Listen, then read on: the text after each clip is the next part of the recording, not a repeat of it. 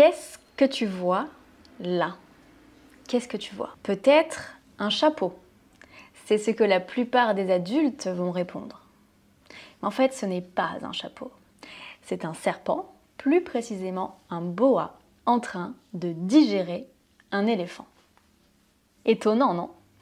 Ça, c'est pour moi l'une des métaphores les plus importantes de la littérature française, des plus puissantes, des plus fortes. Et elle vient du Petit Prince d'Antoine de Saint-Exupéry. Cela nous montre la différence de perception du monde entre un enfant et un adulte. Les adultes voient seulement la couverture alors qu'un enfant a un monde intérieur beaucoup plus riche. Il sent, il imagine, ils sont plus créatifs et intuitifs. Aujourd'hui, je vais lire et on va lire ensemble l'une des plus grandes œuvres de la littérature française, Le Petit Prince d'Antoine de Saint-Exupéry. D'abord, je vais lire le texte, tu peux essayer de lire avec moi, et ensuite, je vais expliquer quelques points de vocabulaire et de grammaire, et ensuite on va le relire ensemble. Donc profites-en pour pratiquer ta lecture et la prononciation. Est-ce que vous êtes prêts? Premier chapitre. Lorsque j'avais 6 ans, j'ai vu, une fois, une magnifique image dans un livre sur la forêt vierge qui s'appelait « Histoire vécue ». Ça représentait un serpent boa qui avalait un fauve. Voilà la copie du dessin. On disait dans le livre « Les serpents boa avalent leur proie tout entière sans la mâcher. Ensuite, ils ne peuvent plus bouger et ils dorment pendant les 6 mois de leur digestion. J'ai alors beaucoup réfléchi sur les aventures de la jungle et, à mon tour, j'ai réussi, avec un crayon de couleur, à tracer mon premier dessin. Mon dessin numéro 1. Il était comme ça. J'ai montré mon chef-d'œuvre aux grandes personnes et je leur ai demandé si mon dessin leur faisait peur. Elles m'ont répondu « Pourquoi un chapeau ferait-il peur ?» Mon dessin ne représentait pas un chapeau. Il représentait un serpent boa qui digérait un éléphant. J'ai alors dessiné l'intérieur du serpent boa afin que les grandes personnes puissent comprendre. Elles ont toujours besoin d'explications. Mon dessin numéro 2 était comme ça. Les grandes personnes m'ont conseillé de laisser de côté les dessins de serpents boa ouverts ou fermés et de m'intéresser plutôt à la géographie, à l'histoire, au calcul et à la grammaire. C'est ainsi que j'ai abandonné, à l'âge de 6 ans, une magnifique carrière de peintre. J'avais été découragée par l'insuccès de mon dessin numéro 1 et de mon dessin numéro 2. Les grandes personnes ne comprennent jamais rien toutes seules et c'est fatigant pour les enfants de toujours et toujours leur donner des explications. J'ai donc dû choisir un autre métier et j'ai appris à piloter des avions. J'ai volé un peu partout dans le monde et la géographie, c'est exact, m'a beaucoup servi. Je savais reconnaître du premier coup d'œil la Chine de l'Arizona. C'est très utile si l'on est égaré pendant la nuit. J'ai ainsi eu, au cours de ma vie, des tas de contacts avec des tas de gens sérieux. J'ai beaucoup vécu chez les grandes personnes. Je les ai vues de très près. Ça n'a pas trop amélioré mon opinion. Quand j'en rencontrais une qui me paraissait un peu lucide, je faisais l'expérience sur elle de mon dessin numéro 1 que j'ai toujours conservé. Je voulais savoir si elle était vraiment compréhensive. Mais toujours, elle me répondait « c'est un chapeau ». Alors, je ne lui parlais ni de serpent boa, ni de forêt vierge, ni d'étoiles. Je me mettais à sa portée. Je lui parlais de bridge, de golf, de politique et de cravate. Et la grande personne était bien contente de connaître un homme aussi raisonnable. Voilà donc le début de l'histoire du Petit Prince. C'est comme ça que commence le livre.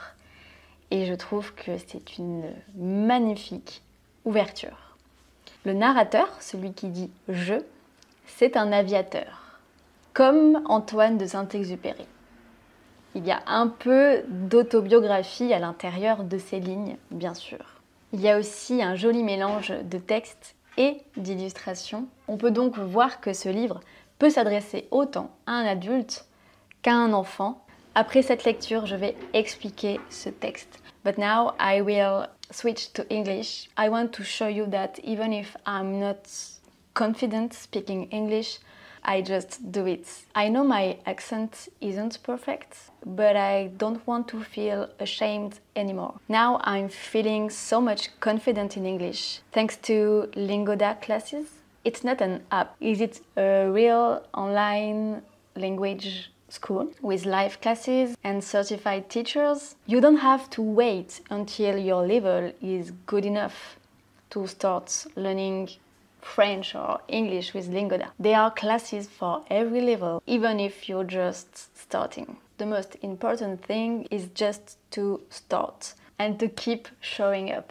I will join their Super Sprint Challenge, which is a 60-day program where you take classes almost every day, and if you complete the challenge, you will even get 50% cashback. It helps me to stay motivated and create a daily habit. The best part for me is that classes are very small, the schedule is flexible, 24 hours and 7 days, and the feedback is personalized. It's a real community of learners. If you are curious and you want to try, you can use my code and save 20 euros, $20. The link is just below on the description. I hope I'm a good example for you guys because I feel insecure doing this, but I want to show you that I dare speaking even if it's not my native language, and I know thousands and thousands of people will see it, so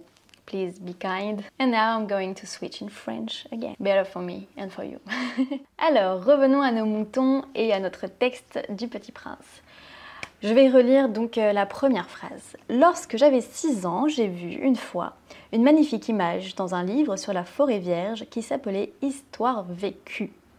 Ça représentait un serpent boa qui avalait un fauve. Voilà la copie du dessin. Lorsque, c'est une façon soutenue de dire quand. Quand j'avais 6 ans. On voit aussi une magnifique utilisation de l'imparfait et du passé composé. Lorsque j'avais 6 ans, là on parle du contexte, donc on utilise l'imparfait. J'ai vu, action ponctuelle, passé composé. J'ai vu, et ensuite on repasse à l'imparfait pour faire la description du dessin. On disait dans le livre, les serpents boa avalent leur proie tout entière sans la mâcher. Ensuite, ils ne peuvent plus bouger et ils dorment pendant les 6 mois de leur digestion. Pas de difficulté ici. J'ai alors beaucoup réfléchi sur les aventures de la jungle et à mon tour, j'ai réussi avec un crayon de couleur à tracer mon premier dessin. Mon dessin numéro 1, il était comme ça. La citation est au présent, pas de difficulté. Attention juste à la prononciation de « ils dorment », pas « ils dormant ». Ici, c'est la 3e personne du pluriel, donc on ne prononce pas le son « en ». Ils dorment. Même chose pour « ils avalent ». Ils avalent. J'ai montré mon chef-d'œuvre. J'adore ce mot parce qu'il est un peu compliqué à prononcer. Chez, on ne prononce pas le F. Chez d'œuvre. Un chef-d'œuvre. Masterpiece. J'ai montré mon chef-d'œuvre aux grandes personnes. Donc, grandes personnes, pour lui, ce sont les adultes. Il distingue vraiment les adultes et les enfants. Je leur ai demandé si mon dessin leur faisait peur. Elles m'ont répondu. Pourquoi on utilise elles féminin? Parce qu'on dit une grande personne, c'est féminin, même si c'est un homme. Donc les grandes personnes au pluriel féminin, elles m'ont répondu. Pourquoi un chapeau ferait-il peur? Conditionnel. Mon dessin ne représentait pas un chapeau, il représentait un serpent boa qui digérait, digestion, un éléphant. J'ai alors dessiné l'intérieur du serpent boa afin que, synonyme de pour que, les grandes personnes puissent comprendre. Subjonctif. Si tu es débutante, tu n'as peut-être pas encore entendu parler du subjonctif. Là, on a un très bel exemple du subjonctif. Donc, j'ai dessiné l'intérieur du serpent boa afin que les grandes personnes puissent comprendre. Quand on voit afin que ou pour que, c'est suivi du subjonctif. Donc ici, c'est le verbe pouvoir au présent, mode subjonctif, troisième personne du pluriel. Le sujet, c'est les grandes personnes, donc elles au pluriel. Elles ont toujours besoin d'explications. Mon dessin numéro 2 était comme ça. Les grandes personnes m'ont conseillé de laisser de côté, abandonner, les dessins de serpents boa ouverts ou fermés et de m'intéresser plutôt à la géographie, à l'histoire, au calcul et à la grammaire.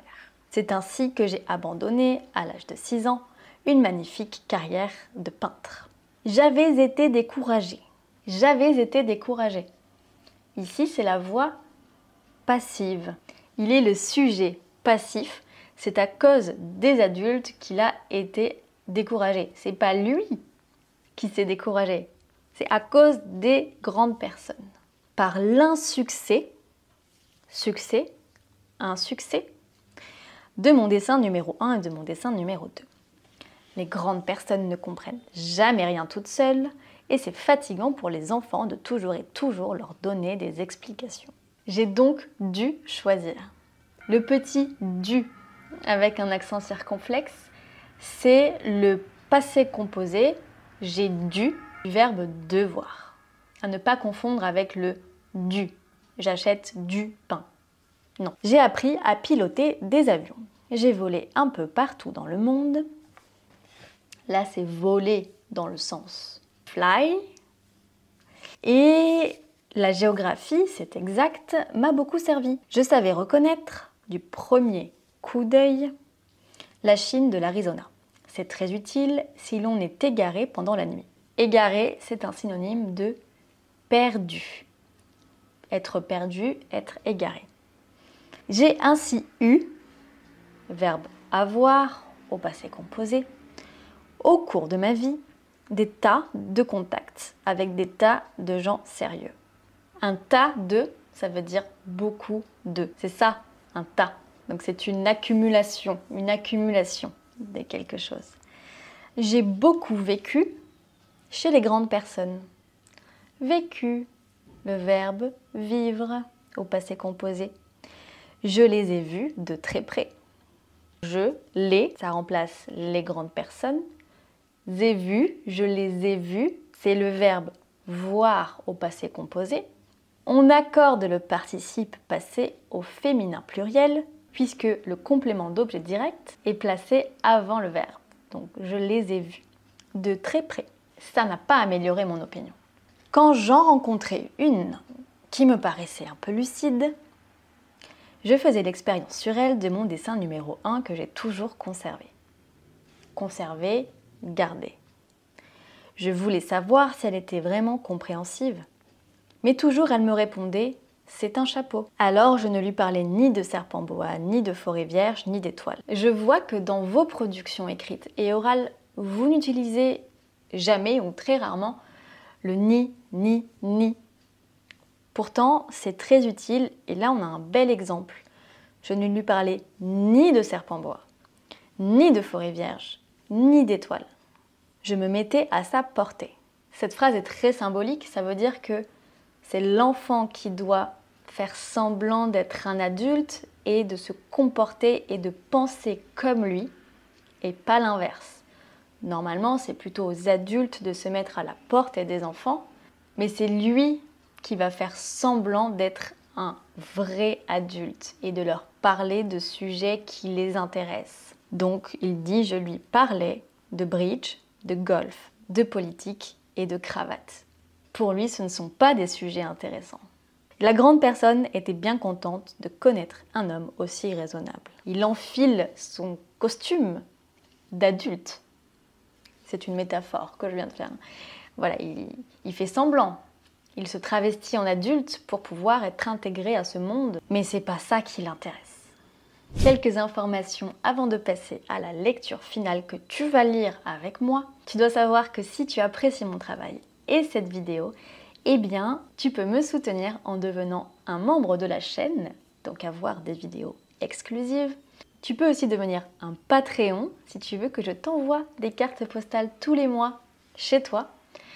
Ou tu peux faire un don ponctuel sur le site Buy Me a Coffee. Et mon cadeau pour toi, c'est cette vidéo formidable et le guide gratuit pour apprendre le français que tu peux télécharger dans la barre de description de la vidéo. Merci. Maintenant que tu connais le texte et que tu le comprends, j'aimerais que tu le lises avec moi en te concentrant sur la prononciation, le rythme, les liaisons. Je vais le lire un tout petit peu plus vite que tout à l'heure. Lorsque j'avais 6 ans, j'ai vu, une fois, une magnifique image dans un livre sur la forêt vierge qui s'appelait « Histoire vécue ». Ça représentait un serpent boa qui avalait un fauve. Voilà la copie du dessin. On disait dans le livre « Les serpents boa avalent leur proie tout entière, sans la mâcher. Ensuite, ils ne peuvent plus bouger et ils dorment pendant les 6 mois de leur digestion. J'ai alors beaucoup réfléchi sur les aventures de la jungle et à mon tour, j'ai réussi avec un crayon de couleur à tracer mon premier dessin. Mon dessin numéro 1. Il était comme ça. J'ai montré mon chef-d'œuvre aux grandes personnes et je leur ai demandé si mon dessin leur faisait peur. Elles m'ont répondu « Pourquoi un chapeau ferait-il peur ?» Mon dessin ne représentait pas un chapeau. Il représentait un serpent boa qui digérait un éléphant. J'ai alors dessiné l'intérieur du serpent boa afin que les grandes personnes puissent comprendre. Elles ont toujours besoin d'explications. Mon dessin numéro 2 était comme ça. Les grandes personnes m'ont conseillé de laisser de côté les dessins de serpents boa ouverts ou fermés et de m'intéresser plutôt à la géographie, à l'histoire, au calcul et à la grammaire. C'est ainsi que j'ai abandonné, à l'âge de 6 ans, une magnifique carrière de peintre. J'avais été découragée par l'insuccès de mon dessin numéro 1 et de mon dessin numéro 2. Les grandes personnes ne comprennent jamais rien toutes seules et c'est fatigant pour les enfants de toujours et toujours leur donner des explications. J'ai donc dû choisir un autre métier et j'ai appris à piloter des avions. J'ai volé un peu partout dans le monde. Et la géographie, c'est exact, m'a beaucoup servi. Je savais reconnaître du premier coup d'œil la Chine de l'Arizona. C'est très utile si l'on est égaré pendant la nuit. J'ai ainsi eu, au cours de ma vie, des tas de contacts avec des tas de gens sérieux. J'ai beaucoup vécu chez les grandes personnes. Je les ai vus de très près. Ça n'a pas trop amélioré mon opinion. Quand j'en rencontrais une qui me paraissait un peu lucide, je faisais l'expérience sur elle de mon dessin numéro 1, que j'ai toujours conservé.